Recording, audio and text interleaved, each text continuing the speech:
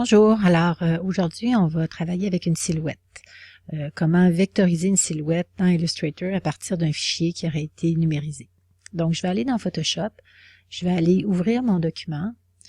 C'est important que je puisse travailler encore une fois un fichier lié pour pouvoir apporter des corrections aux besoins sur mon original. Donc dans Illustrator, je vais aller importer. Je m'assure que ce soit exactement le même document qui provient du même endroit.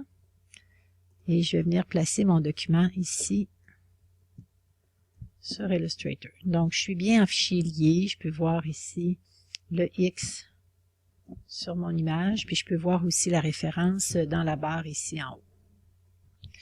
Je vais vectoriser mon image. Donc, je clique sur Vectorisation.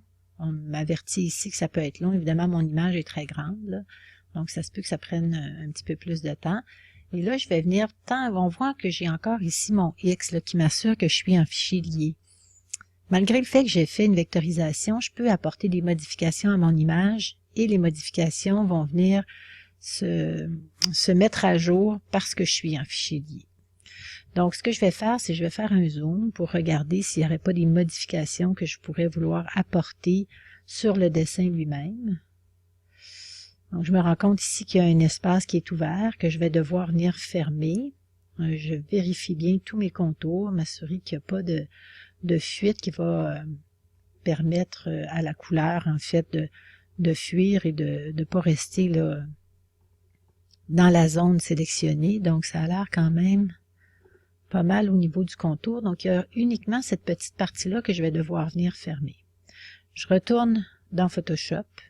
Je vais faire ici un zoom sur cette partie-là. Je vais venir dessiner, donc avec l'outil pinceau, avec la couleur noire. Je vais venir combler ici le petit vide qu'il y a à l'intérieur. Je vais sauvegarder, CTRL-S. Je retourne dans Illustrator et on me dit effectivement qu'il y a une mise à jour qui a été faite. Je vais faire oui et je vais voir ici l'espace qui va venir se combler dans ma peinture, dans mon tracé dynamique. Je pourrais aussi apporter des changements. Parfois, quand on fait la vectorisation, ça se peut que certaines parties de l'image soient déformées, puis que je veuille pouvoir venir jouer avec ça. Si je regarde ici dans le coin de l'œil, il y a une zone qui est peut-être un petit peu foncée. Donc, je pourrais venir encore une fois dans Photoshop. Je vais faire un zoom. Ici, je pourrais venir peut-être effacer ou alors dessiner en blanc. Là, les deux solutions sont bonnes. Moi, je vais choisir de dessiner en blanc. Ici, pour aller alléger un peu cette portion-là de l'œil. CTRL-S, et je vais aller voir comment ça affecte ici mon dessin. Donc, je peux voir ici que ça a allégé un petit peu là, la portion du coin de l'œil. Donc, une fois que ça c'est fait, quand je suis satisfaite, je vais faire décomposer. Donc, mon image a été décomposée. J'ai des portions qui sont en blanc, c'est-à-dire remplies en blanc, et des portions qui sont remplies en noir, qui forment un peu mes lignes contours. Donc, pour faire le remplissage de ça, je vais devoir utiliser la peinture dynamique. Mon contour de ma silhouette, ici, si je clique sur le cadrage, là, je vais le mettre dans une couleur autre que le blanc pour que vous puissiez bien voir ici qu'est-ce qui se passe. Donc ça ici, c'est mon contour. Je l'ai rempli avec du rose là, pour qu'on puisse bien voir ce qui se passe. Évidemment, cette partie-là, je dois l'enlever parce que je ne veux pas avoir un contour blanc autour de ma silhouette. Donc je vais l'enlever. Et il ne faut pas que j'oublie aussi d'enlever cette petite portion-là qui est entre le corps et le bras. Donc vider cette portion-là pour pouvoir placer ma silhouette sur un fond puis qu'on puisse bien voir le détourage. Donc maintenant, je vais sélectionner la silhouette au complet. Je vais appliquer ici pot de peinture dynamique et là, je peux venir remplir ma silhouette avec des couleurs ou avec des motifs. Donc, supposons que je veux remplir avec un motif qui a un sens, donc une rayure ou une texture. Donc, je vais effectuer mon remplissage partout où je veux appliquer la texture à cet endroit-là. Je pourrais aussi compléter Je vais compléter là avec des couleurs qui sont unies. Et puis, je pourrais aussi ici venir ajouter dans mes catalogues de couleurs. Ici, j'ai un catalogue de tons de chair, donc je pourrais venir chercher ici une couleur peau. Puis venir compléter ici mon remplissage. Donc, je vais faire des zooms. Je m'assure que chacune des parties est bien remplie avec la couleur. Oups, CTRL-Z. Excusez-moi. Donc, je m'assure que chacune des parties est bien remplie avec la couleur appropriée. Ici, à l'intérieur, je vais venir remplir avec le motif. Je vais utiliser, encore une fois, mes tons de chair que je vais utiliser. Je vais l'utiliser pour la petite partie ici. Puis je fais le tour en zoom là, pour m'assurer que toutes les parties sont bien remplies telles que je veux les avoir. Donc pour la chevelure, je vais utiliser une couleur brune.